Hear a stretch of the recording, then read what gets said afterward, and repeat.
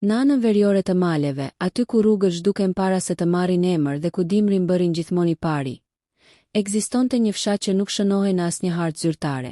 Shtëpitë ishin prej gurit të errët, të mbledhura ngushtë njëra pas tjetrës sikur kërkonin mbrojtje nga era që frynte pa pushim. Njerëzit aty nuk flisnin shumë. Fjalët mateshin, sikur çdo tingull i panevojshëm mund të prishte një ekuilibër të lashtë që mbante gjallë malin dhe banorët e tij. Në atë fshat jetonte Arben Dushaj, një burr rreth të 50-tave, me shpatulla të gjera dhe fytyrë të rrudur para kohe. Jeta e tij kishte qenë gjithmonë e lidhur me malin. Bagët i dru, dimra të gjatë dhe vera të shkurtra. Gruaja i kishte vdekur vite më parë nga një sëmundje që askush nuk e emërtoi kurrë siç duhet. Dhe djali i vetëm ishte larguar drejt qytetit pa u kthyer më. Arbeni kishte mbetur vetëm, me një shtëpi që dukej gjithnjë më e madhe dhe ne gjithnjë më të gjata. Atë mëngjes, mjegulla ishte aq e dendur sa dukej sikur mali po përpiqej të fshihte diçka. Arbeni u nis herët për në pyll, si çdo ditë, me sapatën mbi shpinë dhe qenin e tij plak që ecte ngadalë pas tij. Toka ishte lagur, gjethet e vjetra kërcisnin lehtë nën çizmet e tij. Dhe ajri mbante një ftohtësi që të hynte në kock. Ai nuk priste asgjë të pazakontë.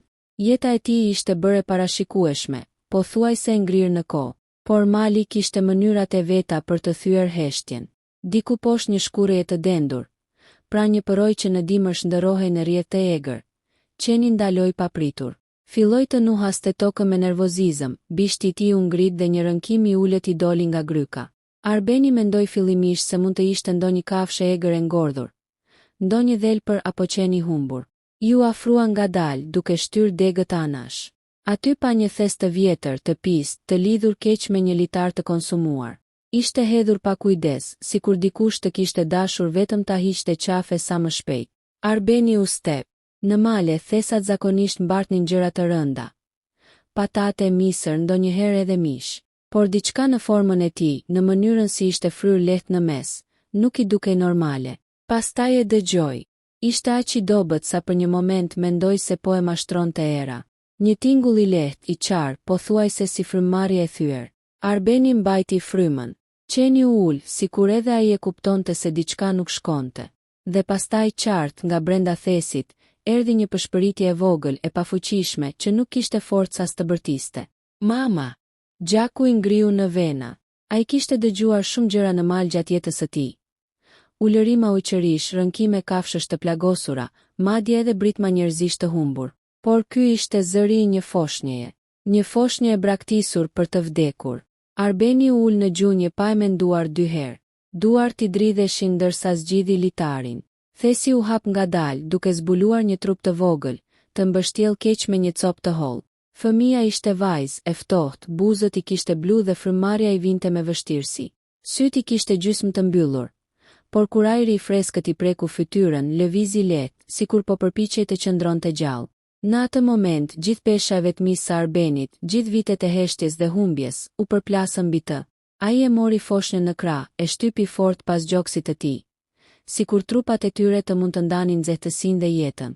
Ai nuk mendoi për ligjin, nuk mendoi për pyetjet që do të vinin, mendoi vetëm për një gjë. Nëse do të qëndronte edhe pak aty, fëmia do të vdiste. U kthye me nxitim drejt shtëpisë, duke u penguar në gur, duke u lutur në heshtje për herë të parë pas shumë vitesh. Mjegulla duke sikur po hapej përpara tij. Por mali i vjetër dhe i pamëshirshëm mbante sekretin e atij thesit, ashtu siç kishte mbajtur shumë të tjerë më parë. Ai ende nuk e dinte se ajo foshnjë nuk ishte thjesht një fëmijë i braktisur, as që jeta e tij, e qetë dhe harruar, sapo ishte lidhur me një histori që do të nxirrte në dritë mëkate të vjetra. Heshtje kolektive dhe një të vërtetë që fshati kishte bërë çmos ta varroste, njësoj si atë vajzë të vogël. Dhe mali nuk haron kurrë. Arbeni e mbajti foshnjën të mbështjellë me gjaketën e tij gjatë gjithë rrugës deri në shtëpi. Çdo hap dukej më i rënd se tjetri, jo nga lodhja, por nga frika se mos ndjente papritur trupin e vogël të bëhej i palëvizshëm. Ajo merrte frymë me ndërprerje, një ritëm i çrregull që i dukej si një orë e prishur, gati për të ndalur. Era përplaste degët mbi shteg dhe her pas here mjegulla hapej sa për t'i treguar gurët e lagur poshtë këmbëve të tij. Pastaj mbyllej sërish, sikur mali po e vështronte pa folur. Shtëpia e Arbenit ishte në fund të fshatit, paksa e veçuar, një ndërtesë guri me qati të ulët dhe oxhak të nxirr nga vitet. Ai hapi derën me shkelm, hyri brenda dhe mbylli pas vetes pa u kthyer. Brendësia ishte e ftohtë, por e njohur. Aroma e druve të vjetër, e rrobave të thara dhe një jetë të thjeshtë që kishte vazhduar edhe pas zëra fëmijësh. E shtriu foshnjën mbi tavolinën prej druri, i fërkoi duart me nxitim dhe ndezi zjarrin në oxhak, duke u lutur që flaka të merrte shpejt.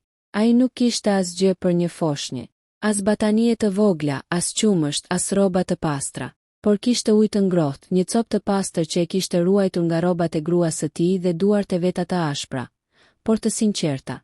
Ja pastroi fytyrën me kujdes, sikur çdo lëvizje e gabuar mund ta thyente. Vajza lëvizi lehtë, nxori një tingull të dobët, jo më fjalë, vetëm një ankim që u shua shpejt. Për një çast, Arbeni mendoi se kishte ardhur vonë. Zemra i rahu fort dhe ai u përkul mbi të, duke e dëgjuar me veshin mbi kraharorin e vogël. Frymëmarrja ishte ende aty, e dobët por e pranishme. Mjaftueshëm. Ai u ul pranë oxhakut me foshnjën në krah, duke e mbështjell fort. Zjarri filloi të nxirrte një nxehtësi të butë dhe hijet në mure u zgjatën, sikur po krijonin forma të reja. Arbeni ndjeu një ndjesi që nuk e kishte ndjer prej vitesh. Përgjegjësi. Jo atë llojin e rënd që të shkatëron shpinën, por një barë që të mban zgjuar dhe të jep arsye për të mos u dorëzuar. Kur jashtë u ersua plotësisht dhe fshati u zhyt në heshtje, vajza hapi syt për herë të parë. Ishin të errët, të thellë dhe e shikuan Arbenin pa frikë, sikur ai të ishte i vetmi realitet që njihte. Ai nuk foli, vetëm e vështroi me një ndjenjë që i ngjante dhimbjes dhe shpresës njëkohësisht. Në atë fshat, asgjë nuk ndodhte pa u marrë vesh. Zërat përhapeshin më shpejt se era. Të nesërmen në mëngjes, kur Arbeni zbriti për të marrë ujë të burimi, sytë e disa burrave u ngulën mbi të mëgjatë se zakonisht. Askush nuk e pyeti drejt për drejt, por heshtja e tyre kishte peshë. Ata e kishin ndjerë që diçka kishte ndryshuar. Fshati kishte histori që nuk tregoheshin. Gra që ishin zhdukur pa lënë gjurmë, foshnja që nuk kishin mbjetuar dimrin, dhe mëkate që justifikoheshin me varfërinë, nderin apo frikën. Mali kishte qenë gjithmonë një vend i përshtatshëm për të fshehur atë që nuk donin ta shihnin më. Në mbrëmje, teksa Arbeni po përpiqej të ushqente vajzën me pak qumësht të holluar që kishte marrë nga një familje tjetër pa shpjegime, dera trokiti. Një trokitje ngadalt, e matur, jo e rastësishme. Kur hapi, përballë tij qëndronte Luan Kodra, një burr i thatë, me sy të mprehtë dhe fytyrë që nuk tregonte asnjë emocion të tepërt. Ishte një nga ata njerëz që dinin gjithçka për të gjithë, por flisnin pak. Ai hodhi një vështrim të shpejt brenda dhe sytë ju ndalën mbi foshnjën. Malet flasin, tha ai me zë të ulët. Edhe kur njerëzit mendojnë se nuk i dëgjon askush. Arbeni nuk u përgjigj. E dinte që çdo fjalë e thënë gabim mund të sillte pasoja. Ka gjëra që është dashur të mbeten atje ku janë lënë, vazhdoi Luani, duke mos e ngritur zërin. Jo për të keqen tënde, por për paqen e të gjithëve. Arbeni e ndjeu gjakun t'i zjente, por nuk bëri asnjë lëvizje të nxituar. Foshnja u përplas lehtë në krahët e tij, sikur të ndjente tensionin. Kjo është vetëm një fëmijë, tha më në fund. Zëri i tij ishte i ngurtë, por i qëndrueshëm. Dhe unë nuk do ta kthej prap në pyll. Luani e shikoi për disa sekonda që u dukën si minuta. Pastaj u kthye dhe u largua pa thënë asnjë fjalë tjetër. Por ajo trokitje nuk ishte një paralajmërim i thjeshtë. Ishte shenja e parë se e shkuara kishte filluar të lëvizte. Atë natë, ndërsa vajza flinte pranë oxhakut, Arbeni e kuptoi se jeta e tij nuk do të ishte më kurrë e qetë. Ai nuk e dinte se kush e kishte braktisur, pse apo çfarë sekretesh mbante fshati, por e dinte një gjë me siguri të plotë. Mali kishte zgjedhur atë për ta nxjerrë të vërtetën në dritë. Dhe Mali, kur zgjedh, nuk të pyet nëse e gati, ditët që pasuan nuk ishin më orar të rregullt. Koha duke sigurisht e shtrënguar rreth shtëpisë së Arbenit, duke u ngadalsuar sa herë që ai qëndronte mbi foshnjën dhe duke vrapuar sa herë që largohej prej saj. Vajza qante pak, më shumë rënkonte, si një kafshë e vogël që ende nuk e kishte mësuar zërin e vet. Arbeni qëndronte pranë natë ditë, duke fjetur ulur me shpinën pas murit dhe syt gjysmë të hapur. Çdo frymëmarrje e saj ishte bërë matësi jetës së tij. Ai e quajti Elira, pa u menduar gjatë. Emri erdhi natyrshëm, si diçka që kishte qenë aty prej kohësh, duke pritur vetëm të shqiptohej. Nuk kishte ceremoni, nuk kishte bekime. Vetëm një burr i lodhur dhe një foshnjë që kishte mbjetuar diçka që nuk duhej t'i ndodhte askujt. Në fshat, gratë filluan të vinin një nga një, nën pretekstin e gjërave të vogla. Njëra solli një copë të trash leshi, duke thënë se i kishte mbetur nga viti i kaluar. Një tjetër la një shishe qumështi para derës dhe u largua pa trokitur. Asnjëra nuk pyeti hapur. Sytë e tyre me gjithatë flisnin shumë. Kishte frikë në ta, por edhe një ndjenjë të vjetër faji, sikur prania e asaj foshnje po u kujtonte diçka që kishin zgjedhur ta harronin. Një mbrëmje, teksa Arbeni po e mbështillte Elirën pranë xhakut, erdhi Mara, një grua e moshuar që jetonte në anën tjetër të fshatit. Ajo ishte e njohur për heshtjen e saj dhe për faktin se kishte humbur 2 fëmijë shumë vite më parë, në rrethana që askush nuk i përmente.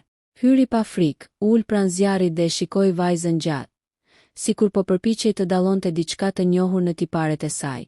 Ka gjëra që mali i mban mend më mirë se njerëzit, tha më në fund me një zë të thatë, dhe ka gjëra që njerëzit i bëjnë në emër të nderit, por që nuk lahen kurrë. Arbeni nuk e pyeti për çfarë fliste.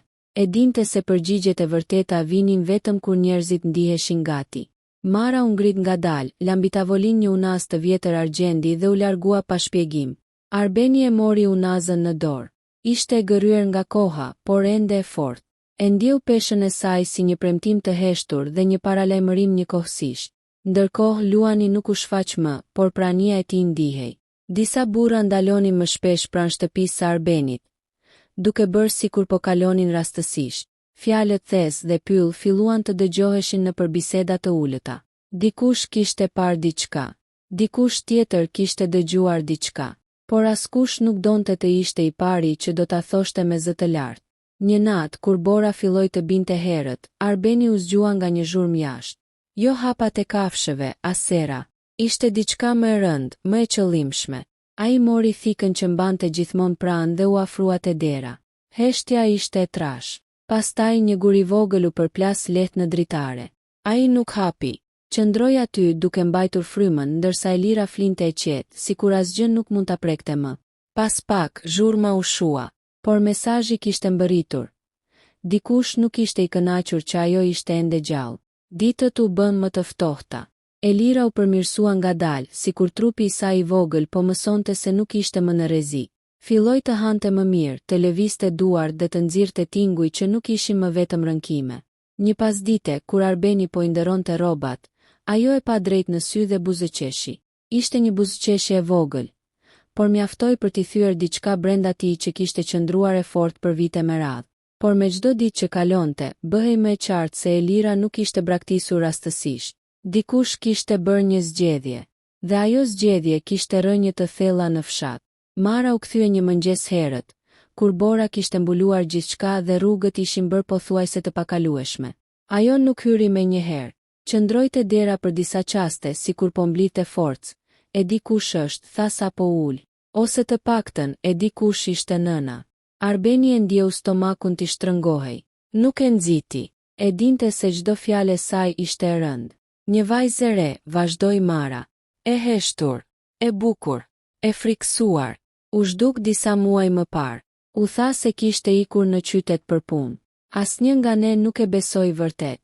Ajo ndaloi, syt i mbushën me diçka që i ngjante lotëve, por nuk derdhi asnjë. Babai i saj është njeri me emër këtu, njeri që flet për moral dhe nder. Dhe kur turpi i erdhi në derë zgjodhi malin. Fjalët ranë rënd në dhomë. Arbeni e kuptoi tani pse askush nuk fliste hapur. Nuk ishte vetëm frikë, ishte bashkëfajsi. Elira lëvizi lehtë, sikur e ndjente peshën e atyre fjalëve. Arbeni e mori në krah dhe e mbajti fort. Askush nuk do ta marr prej meje, tha. Nuk ishte kërcënim. Ishte një fakt. Mara e pa gjatë, pastaj uli kokën. Mali do të sprovoj, tha ajo, sepse e vërteta gjithmonë kërkon diçka në këmbim. Jashtë, Bora vazhdonte të binte, duke mbuluar gjurmët, por jo fajin. Dhe diku me shtëpive prej guri dhe heshtjes së trash, një sekret po fillonte të çlirohej fije, si akulli që qahet në peshën e vet pas asaj bisede me Marën. Arbeni nuk fjeti më si më parë. Netët u bën më të gjata, jo nga mungesa e lodhjes, por nga mendimet që nuk gjenin vend. Çdo kërcitje e drurit, çdo fryrje e erës mbi qati, i dukej si një paralajmërim. Ai e mbante Elirën gjithmonë pranë. Edhe kur dilte për pak minuta jashtë për të marrë dru apo ujë, foshnja ishte bërë pjesë e trupit të tij, sikur ta kishte mbajtur gjithmonë aty. Fshati nga ana tjetër kishte hyrë në një fazë të çuditshme qetësie. Nuk kishte zëra të lartë, as grindje, as debate në mes të burrave. Por kjo qetësi nuk ishte paqe. Ishte një marrëveshje e heshtur, një pritje. Njerëzit flisnin me sy, jo me gojë. Gratë ndalonin bisedat kur Arbeni afrohej. Burrat i kthyen përshëndetjet në lëvizje të shkurtra koke, pa ngrohtësi. Një mëngjes, ndërsa Arbeni po zbriste nga shtegu me një bar drush në shpinë, u ndal nga dy burra që rinin pranë rrugës kryesore. Njërin prej tyre e njihte mirë. Ishte shkëlzen roshi, njëri i fortë, me duar të mëdha dhe zë që mbushte çdo hapësirë. Ishte një nga ata që fshati i dëgjonte pa kundërshtim. Na duhet të flasim, tha shkëlzeni, pa e ngritur zërin. Arbeni nuk u përpoq të shmangej. E dinte që ky moment do të vinte. Ata ecën disa hapa larg, deri te një vend ku zërat nuk dëgjoheshin nga shtëpit. Ajri ishte i ftohtë, por dielli kishte filluar të shkrinte pak borën, duke zbuluar baltën poshtë. Po i hap plagët e vjetra, tha burri tjetër, duke shmangur shikimin. Gjërat që janë lënë pas janë lënë për arsye. Arbeni e dëgjoi pa ndërprer. Kur foli, zëri i tij ishte i qetë, pothuajse i ftohtë. Nuk isha unë ai që e la foshnjën në thes. Shkëlzeni e shikoi drejt në sy. Por je ti që po e mban gjallë. Dhe kjo i bën njerëzit të flasin. Të kujtojnë. Le të kujtojnë, u përgjigj Arbeni. Ndoshta është koha. Fjalët e tij ranë sigur në ujë të qetë. Burrat nuk i pëlqyen. Nuk ishte ajo që donin të dëgjonin. Ka familje që do të shkatërohen, tha shkëlzeni më në fund. Ka emra që nuk duhen përmendur. Dhe ka fëmijë që nga njëherë paguajnë për gabimet e të rriturve. Arbeni e ndjeu gjakun t'i nxehej, por e mbajti veten. Jo këtë herë. Ai u kthye dhe u largua pa pritur përgjigje. Pas shpinës, heshtja u bë edhe më e rëndë. Atë mbrëmje, Mara erdhi sërish. Ajo nuk solli asgjë këtë herë. Vetëm veten dhe një fytyrë që dukej më e vjetër se zakonisht. Po lëvizin, tha ajo. Jo hapur. Por po. Arbeni e dinte çfarë do të thoshte kjo. Në fshat, kur njerëzit fillonin të lëviznin pa zë, diçka e keqe ishte afër. Një natë më vonë u dëgjuan hapa rreth shtëpisë. Jo një, por disa. Arbeni u ngrit ngadalë, e mori Elirën dhe u fut në dhomën e pasme. Aty ku muret ishin më të trasha. Ai nuk ndezi dritë. Qëndroi në errësirë, duke dëgjuar frymëmarrjen e foshnjës dhe lëvizjet jashtë. Dikush u afrua te dera. Nuk trokiti. Dera u shty lehtë, por nuk u hap. Dikush tjetër u zhvendos drejt dritares. Një hije kaloi para saj. Pastaj zëra të ulët të paqartë që u shuan shpejt. Pas disa minutash që ju dukën si orë, hapat u larguan. Heshtja u kthye, por nuk ishte më e njëjta. Ishte një heshtje që kishte provuar kufit. Të nesërmen, Arbeni mori një vendim. Nuk ja tha askujt, as Marës. Ai mblodhi disa rroba, pak ushqim dhe dokumentet e vjetra që kishte ruajtur nga koha e tij e shkuar. E dinte se fshati nuk do ta linte rehat për shumë gjatë. Dhe e dinte gjithashtu se mali kishte më shumë se një rrugë për t'u larguar. Por para se të ikte, duhej të bënte diçka tjetër. Ai zbriti drejt shtëpisë së familjes që Mara kishte përmendur. Shtëpia ishte e madhe, më e rregull se të tjerat, me obor të pastruar mirë. Një shenjë pasurie dhe pushteti. Arbeni ndaloi para portës dhe për herë të parë pas shumë vitesh trokiti pa frikë. Brenda dikush u lëviz. Hapat u afruan. Porta u hap ngadalë. Ai nuk e dinte ende se ajo që do të ndodhte brenda asaj shtëpie do të ndryshonte jo vetëm fatin e Elirës, por do të çante përfundimisht heshtjen e fshatit. Edhe nëse kjo do të thoshte se dikush duhej të paguante çmimin më të lartë. Porta u hap vetëm sa për të krijuar një hapësirë të ngushtë. Brenda u shfaq një burr i gjatë, me flokë të thinjur në tempuj dhe me një shikim që nuk ishte mësuar të kundërshtohej. Quhej Gëzim Halili. Emri i tij përmendej në fshat me respekt të detyruar dhe me frikë të heshtur. Ishte një nga ata burra që nuk bërtasin kurrë, sepse nuk kanë nevojë. Ai e njohu Arbenin me një herë. Syti rëshitën nga fytyra e tij te batania e mbështjell fort në krah. Pastaj u kthyen sërish lart, pa shprehur asgjë. Çfarë do, pyeti shkurt. Arbeni nuk u ngut. Fjalët që do të thoshte nuk ishin për t'u thënë shpejt. Ai e ngriti pak batanien, vetëm sa të dukej fytyra e Elirës. Foshnja lëvizi lehtë, sikur po kërkonte ajër të ngrohtë. Një dridhje kaloi në përfytyrën e Gëzimit. Ishte e vogël, gati e padukshme, por mjaftoi. Ai e dinte. Duhet të flasim, tha Arbeni. Jo këtu. Jo para portës. Për disa qaste, Gëzimi dukej sikur do ta mbyllte derën. Pastaj u tërhoq mënjan. Arbeni hyri brenda pa e ndjer vete mysafir. Brenda shtëpisë mbante erë dru të djegur dhe rregull. Çdo gjë ishte në vendin e vet, sikur jeta aty të ishte kontrolluar deri në detaje. Ata u ulën përballë njëri tjetrit. Elira u qetësua në krahët e Arbenit. Heshtja u zgjat derisa u bë rënd. Askush nuk duhet ta di, thamë në fund gëzimi, me një zë që përpiqej të ruante autoritetin. Ka gjëra që bëhen për të mbrojtur familjen. Arbeni e shikoi drejt. Një fëmijë nuk mbrohet duke u hedhur në pyll. Fjalët nuk ishin të ashpra, por ishin të drejta. Gëzimi uli syt për një moment, pastaj ngriti sërish. Në atë qast, maska e burrit të fortë u çar pak. Vajza ime ishte e dobët, tha ai. Nuk e përballoi turpin. Ajo gaboi. Gabimi nuk është kjo, tha Arbeni dhe shtyu batanien pak më shumë, sikur t'ja vinte të vërtetën përballë. Kjo është pasojë, dhe ajo është gjallë. Gëzimi shtrëngoi duart. Nëse kjo del gjithçka bie. Emri im, familja ime, fshati. Fshati tashmë është thyer, u përgjigja Arbeni. Vetëm se ju po bëni sikur nuk e dëgjoni. Heshtja u kthye. Por tani kishte një qarje në të. Gëzimi u ngrit, shkoi drejt dritares dhe pa jashtë. Borën që po shkrihej, malet që rinin të palëvizshme, sikur nuk donin të përfshiheshin. Çfarë kërkon, pyeti më në fund, pa u kthyer. Ta lësh, tha Arbeni, ta lësh të jetoj, dhe të mos dërgosh askënd pas nesh. Gëzimi u kthye ngadalë. Dhe nëna? Arbeni e dinte që kjo pyetje do të vinte. Nëna është viktim po aq sa kjo foshnjë. Nëse është gjallë. Një dhimbje e thellë u shfaq në sytë e Gëzimit. Ai nuk foli më. Vetëm u ul sërish dhe mbuloi fytyrën me duar për disa qaste. Kur i hoqi, duke më i plakur. Merreni, tha më në fund. Ikni. Dhe mos u ktheni. Arbeni u ngrit pa thënë faleminderit. Nuk ishte një marrëveshje mes miq. Ishte një armëpushim i brisht. Kur doli nga shtëpia, ajri i ftohtë i goditi fytyrën. Por ai ndjeu një lehtësim të çuditshëm. Megjithatë, diçka brenda tij e dinte se kjo nuk ishte fundi. Fshati nuk e harron kurrë një të vërtetë të thënë me zë. Atë natë, Arbeni u largua. Mori shtegun e vjetër që vetëm disa pleqe mbanin mend. Një rrugë që kalonte përmes pyllit të dendur dhe zbriste drejt një lugine tjetër. Elira flinte e qetë, sikur mali më në fund po e linte të ikte. Por ndërsa largoheshin diku pas tyre, një hije u ndal dhe i ndoqi për disa hapa, para se të zhdukej sërish mes pemëve. Jo të gjithë ishin gati të pranonin atë që kishte ndodhur. Dhe mali sërish po përgatiste provën e radhës. Shtegu ishte më i vështirë se sa e kujtonte. Vitet kishin bërë të vetën.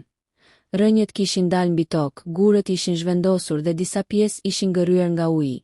Arbeni ecste ngadalë, duke matur çdo hap, duke mbajtur Elirën të mbështjellë fort në kraharor. Fryma i dilte me avull dhe mushkërit i digjnin nga ajri i ftohtë.